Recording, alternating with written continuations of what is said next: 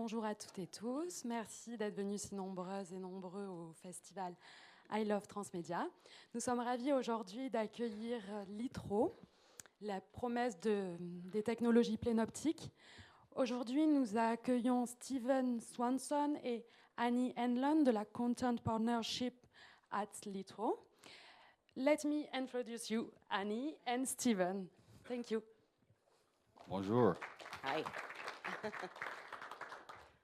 Well, thank you for coming. To start off with, probably like most of you, my first experience in VR was 360, and I was blown away by what I saw, and so I watched a lot of 360. But I wanted to feel more connected to it. I wanted to really, be connected to the stories and the people and the places that I was seeing in the headset. So Hallelujah is the first ever light field experience, and it has opened the door for immersive live action VR. You are not just watching VR now, you are actually experiencing VR, and it allows you to have an emotional connection with the subject and the situation that you're in. This is possible because of light field technology, and Lytro has been leading in this field for about 10 years. Some of you may be familiar with the Lytro Illume camera. So that's where it all started. And then about 4 years ago, with VR coming on the scene, we felt like volumetric capture is the future of VR. So the entire company pivoted, and now we're all about light field VR capture. There is actually an activation of Hallelujah that we're going to talk about today in the halls here, so hopefully you'll get to see it. There we go. So reality is achieved through the ability to move in a space, and the subtle visual and audio clues that you get, you interpret as authentic. So when those cues are missing, it breaks that sense of reality. Like the lighting is baked in, or it just doesn't feel quite right, which is sort of existing 360 at the moment. But the most important visual cue that you get is a viewer's position in space, which is called parallax. And that means that the closer an object is to you, it moves faster than the one that's further away. So without visual parallax, the scene appears really flat, even if it's captured in stereo. So how do you achieve both high fidelity and immersion? Let's look at the market as it is now. There's game engines, which offer super high immersion, but don't quite look real. Then with 360, you get really, higher realism, but not quite as much immersion in the space. Okay. So light naturally bounces off all surfaces in the real world and changes dynamically when you move and you look at them. So many objects in real life are reflective. View-dependent lighting works with that and gives you that sense of real depth. So we collect all of that light ray data, and we collect all that light ray data in a given volume on our camera, and the camera that we have for VR is called the Immerge. So light naturally bounces, oh, sorry, it's not forwarding. Oh, because it's the video. Okay, hang on. Did it play? Okay, fantastic. Okay, so in VR, parallax, reflections, specular highlights, those correspond authentically to your movement and is fundamental to producing immersion and achieving presence. A big piece of light field is the presence that you feel in the space. And by the way, specular highlights just mean that an object's brightness changes based on how you're looking at it. So think of like a shiny table, and the shiny table looks different depending on what angle you're looking at it. So the only type of live action video in VR with parallax, support for view-dependent reflections, and specular highlights right now is light field VR.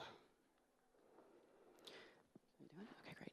We offer an end-to-end system that captures with an array of cameras. It's a front-facing camera, and there's 95 cameras on it.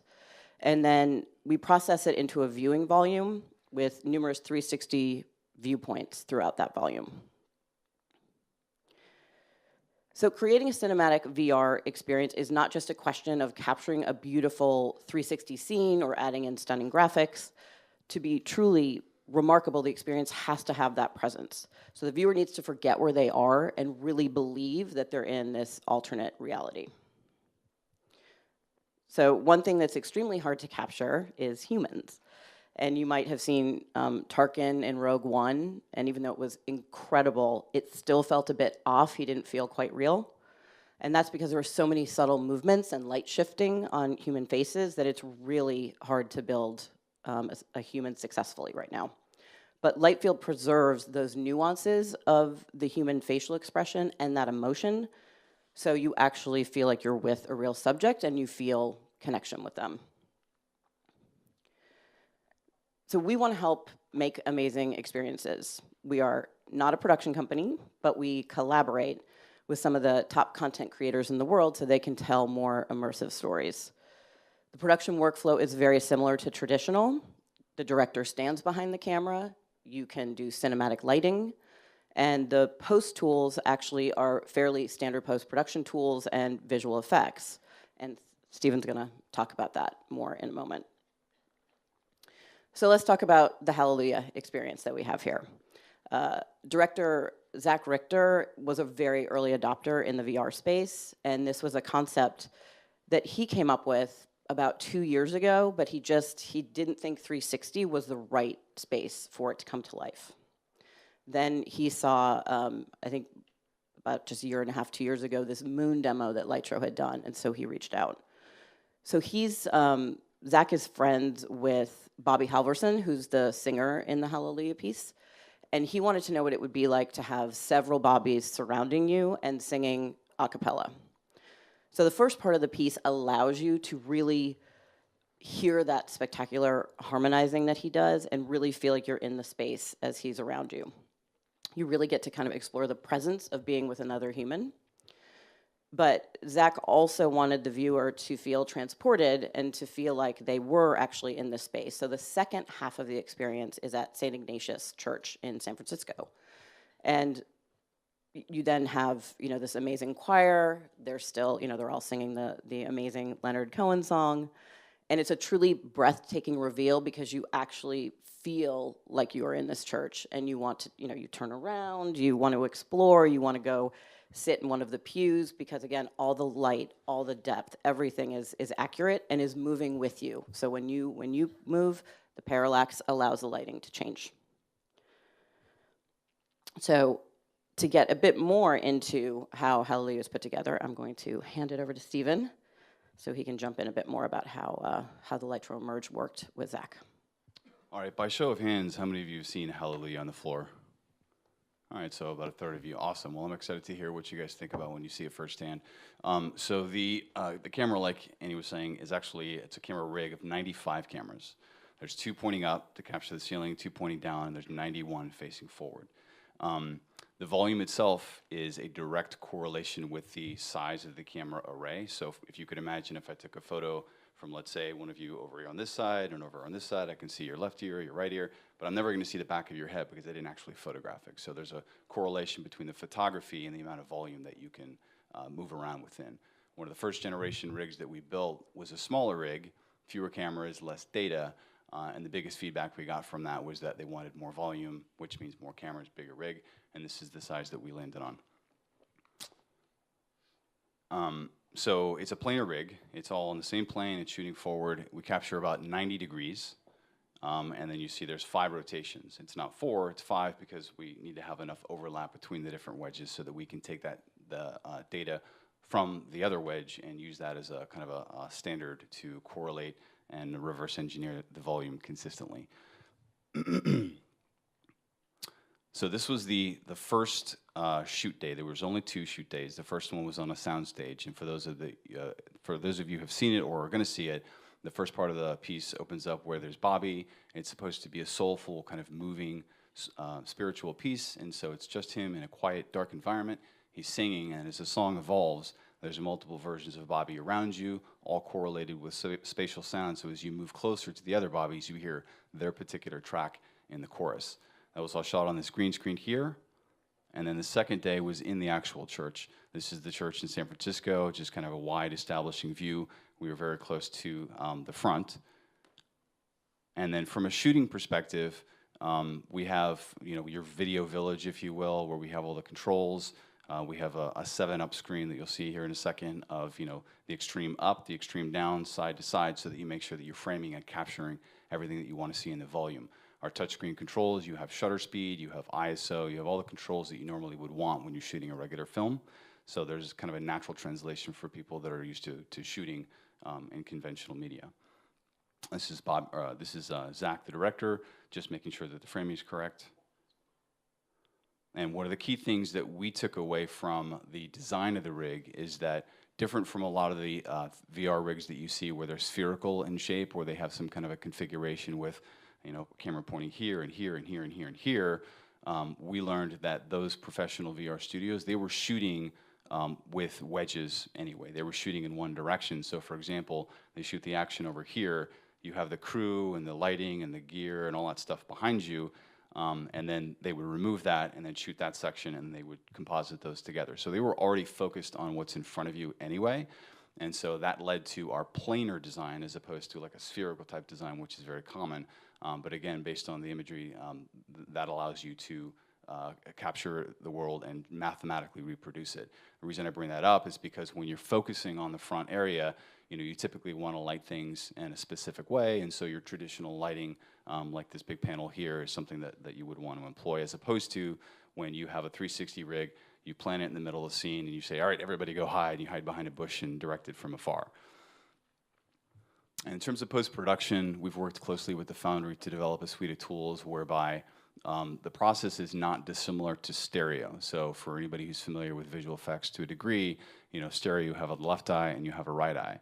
And there are tools to help normalize those two different plates, because each camera has slightly different lens distortion. There's what's called a keystoning effect that makes the rectangle kind of tweaked a little bit. And so when you're doing stereo, there's a pre-process where you take those plates and you balance them out so they're consistent, so that when you're in composite, any color changes that you make, or if you're adding a CG character, making a lens flare, you can ripple across those two plates rather than doing double the work. The compositing software you see here, those are all the different plates, and so we've developed a similar set of tools where once everything's normalized, you can apply your compositing techniques and it'll ripple across rather than have to do things 95 times. This is a cloud, sort of point cloud 3D representation of what we are generating from all the different cameras. We're doing that in post. We also do capture a laser scan called a LiDAR of the scene. In this case, it's sort of an outside view of what the church looks like, and we just use that as a double check to make sure that all our math is correct. And going back here, actually, the other thing that we generate from that for the companies that are looking to do more complicated post-production and add CG, although there's no CG in Hallelujah, we generate a 3D representation of the actual the 95 cameras in the space, so that if you decide to render something out, it's accurately in that geometry. Did I go back? There we go. Oh, I see. This is the video. Yeah. So here we are in Maya, I believe. And the tools we've developed are intended to work with off-the-shelf tools. Maya is a 3D program. Houdini is a 3D program. Nuke is off-the-shelf. Because ultimately, like Annie was saying, the intent for us is not to be a post-production or even a production facility. We're fundamentally a technology company, and specifically a software company, but we're having to develop the camera, the hardware, we're having to develop the infrastructure, the cloud integration, the tools, all that, because nobody else has done this before. And so off-the-shelf tools are really key, such that when we're ready to hand it off to partners, they're used to using those same tools. It's a long video. This is the next one? Oh, okay. Well, this is kind of a repeat of what I was saying before. So here we are playing around in Nuke, and you can see these popping between the different cameras, and you can sort of see the parallax in slow motion in effect. But these plates are now all normalized, so there's no color aberration and strange things going on. A lot of the work, a lot of the magic of light field does happen in post-production.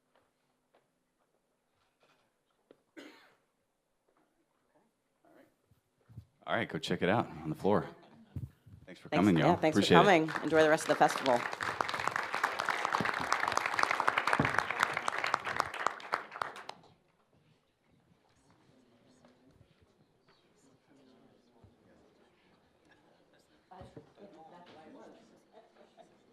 Thank you. Thank you.